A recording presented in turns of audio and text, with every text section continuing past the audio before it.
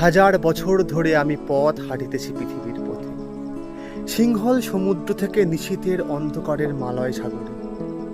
অনেক ঘুরেছি আমি বিম্বিসার অশোকের ধূসর জগতে, যেখানে ছিলাম আমি আরো দূর অন্ধকারের বিদর্ভ নগরে। আমি ক্লান্ত প্রাণ এক, চারিদিকে জীবনের সমুদ্র সফেন। আমারে দুদণ্ড শান্তি দিয়েছিল নাটোরের বনলতা সেন। চুলতার কবেকার অন্ধকার বিদিশার নিশা, মুক্তা শ্রাবস্তির কারুকার্য। অতিদূর সমুদ্রের পর হাল ভেঙে যে নাবিক হারায়েছে দিশা।